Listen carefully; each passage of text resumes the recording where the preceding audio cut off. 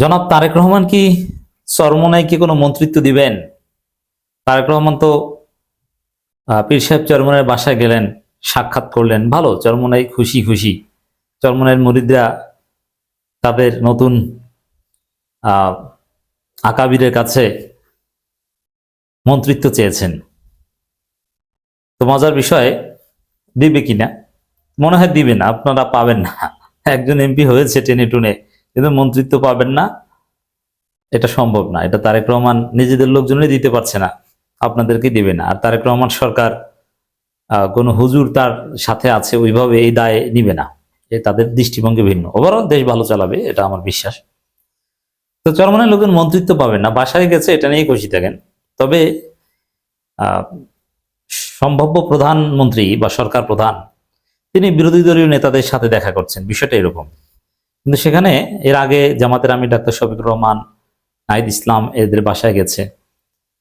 এখন তারা তো এমপি, কিন্তু এখানে ইন্টারেস্টিং, চরমোনাই পীর সাহেবের বাসায় গেছেন, একজন এমপি ছিলেন না।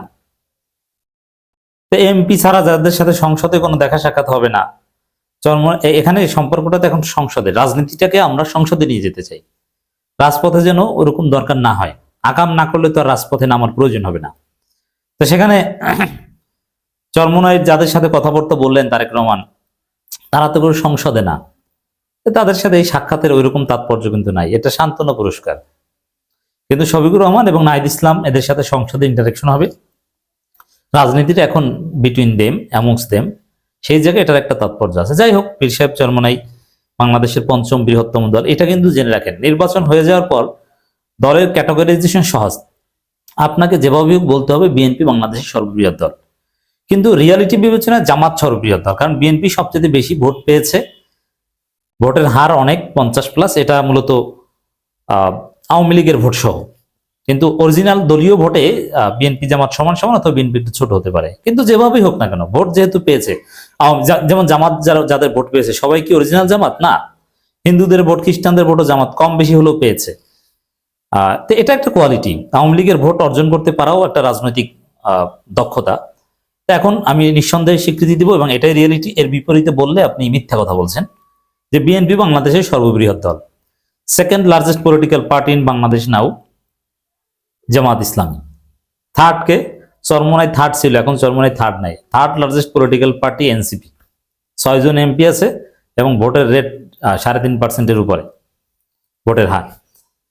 এখন তাহলে থার্ড এনসিপি, চরমোনাই কি ফোর্থ? না, চরমোনাই ফোর্থ না, ফোর্থ হচ্ছে খেলাফত মজলিস, তাদের ভোট সম্ভবত 2.9%, 3.9%, আর চরমোনাই হচ্ছে 3.7 বা এরকম। অল্প ব্যবধানে চরমোনাই ফোর্থ পজিশনটা ধরে রাখতে পারলেন।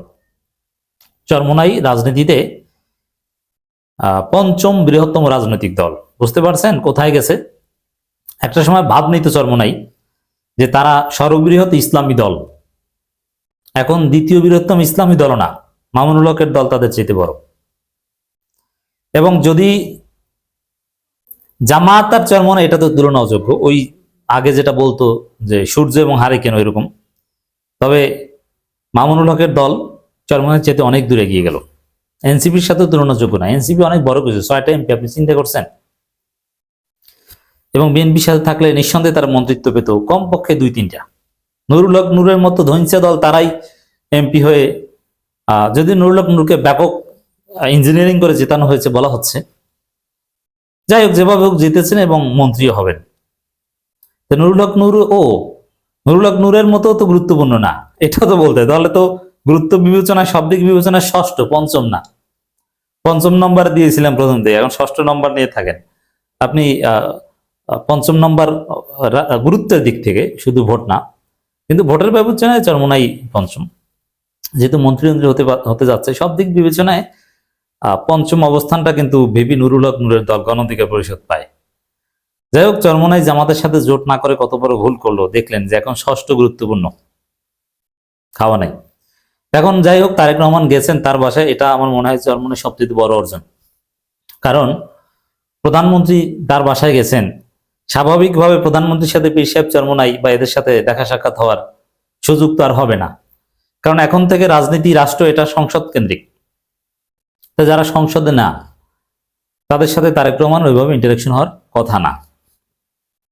তাহলে আর কবে ভবিষ্যতে পীর সাহেব চরমনাই, শায়েখে চরমনাইয়ের সাথে তারেক রহমান মাননীয় প্রধানমন্ত্রী সাক্ষাৎ হয় বলা যায় না। তো ভাগ্য ভালো যে একবার সাক্ষাৎ হয়েছে, নাম্বার 1। দ্বিতীয় হচ্ছে, তারা এমপি না, কেউ সান্ত্বনা পুরস্কার পেয়েছে, সাক্ষাৎ হয়েছে, গিয়েছেন, এটা ভালো, তারেক রহমানকে ধন্যবাদ দিতে হয়। কিন্তু তারা যে মন্ত্রিত্বের স্বপ্ন অনেকে দেখছেন, এটা আকাশ কুসুম কল্পনা। আপনার এই মন্ত্রিত্বের যোগ্য না। যতটুকু ভোট পেয়েছেন, একটা সিট নিয়ে মন্ত্রিত্ব দাবি করতে পারেন না।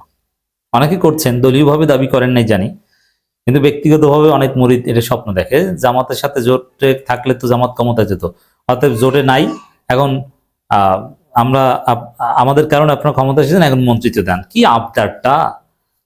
অবশ্য চরমনের মধ্যে যারা স্মার্ট তারা কিন্তু দল ছেড়ে চলে যাচ্ছে। তো দর্শক, এখানে চরমনাই সুন্দর কথা বলেছে, কিন্তু এই কথার মধ্যে আবার ফাঁক আছে। চরমনাই তারেক রহমান অনুরোধ করেছে যে আমরা সংসদেই সবকিছু সমাধান করব, আমাদের যেন রাজপথে নামার প্রয়োজন না হয়। চরমনাই বলছে না, রাজপথে নামবো প্রয়োজনে, তবে আপনি ভালো কাজ করলে নামবো না, ভালো কথা। কিন্তু সমস্যা হচ্ছে, সংসদে চরমনাই বলবে কিভাবে? একজন এমপি কি বলবে? চরমনাই কিছু বলতে হলে তো রাজপথে বলতে হবে। একজন এমপি সময় পাবে কয় মিনিট, সে কি বলবে? আলাদা তাদের যে শরিয়া আইন, কথিত শরিয়া আইনের কথা বলে তারা একজন নির্বাচিত হয়েছে, এটা একটা প্রতারণা। কারণ তারা সংসদে শরিয়া আইনের পক্ষে কিচ্ছু বলবে না, কোনো বিল উত্থাপন করবে না, কিচ্ছু না, ফাও কথা। যাই হোক, এটা নিয়ে তারা প্রতারণা করছে, এটা দেখা যাবে, কিছুই না। এই জন্য রাজপথ ছাড়া চরমনাই কোনো গতি নেই। এই জন্য দেখবেন যে চরমনাই সবচেয়ে বেশি রাজপথে নামার চেষ্টা করবে, কারণ তাদের তো এমপি নাই ওইরকম, তারা তো সময় পাবে অল্প একটু। এটা হচ্ছে কথা। তো দর্শক, এখানে তারেক রহমান বিরোধী দলীয় নেতাদের কাছে যাচ্ছেন, এমনকি যারা এমপি না, নির্বাচিত না, তাদের কাছে যাচ্ছেন, ইটস ভেরি গুড। তবে আমরা এখানে বলতে চাই, তারেক রহমান উচিত বিরোধী দলগুলোর কাছে ক্ষমা চাওয়া। কারণ তিনি জামাতের আমিরের বাসায় গেছেন, নাহিদ ইসলামের বাসায় গেছেন, চরমনাই পীর সাহেবের বাসায় গেছেন, কিন্তু বিএনপির সন্ত্রাসীরা চরমনাইয়ের লোকজনকে আচ্ছা মতো পিটিয়েছে বরগুনায়। আমি ভিডিও দেখেছি এবং খোঁজ নিয়েছি, ইটস ট্রু। জামাতের লোকজনকে, জামাতের নারীদের গায়ে হাত দিয়েছে, এনসিপির লোকজনকে পিটিয়েছে, আপনারা জানেন না সবাই। এবং এরকম হাজার হাজার ঘটনা ঘটেছে। বাড়ি ঘরে আগুন দিয়েছে বিএনপি সন্ত্রাসীরা, জামাতের অফিস পুড়িয়ে দিয়েছে, এরকম ঘটনা ঘটেছে। এখন এইরকম ঘটনা ঘটাবে আপনার দলের লোকজন, আর আপনি যে মিষ্টি খাবেন আর চা খাবেন। একটু ক্ষমা চান যে আমার দলের লোকজন যা করেছে এজন্য আমি দুঃখিত, আমি ব্যবস্থা নিচ্ছি। এটা ব্যক্তিগতভাবে বলেছেন জামাতের আমিরের কাছে এবং নাহিদ ইসলামের কাছে। তবে স্পষ্টভাবে মিডিয়ার সামনে বলেন যে আমার দলের লোকজন যে নির্যাতন করেছে এজন্য আমি ক্ষমা প্রার্থী, আমাকে ক্ষমা করেন, আমি নতুনভাবে শুরু করছি, আমি ওদেরকে জেলে ভরবো। এটা করা উচিত ছিল।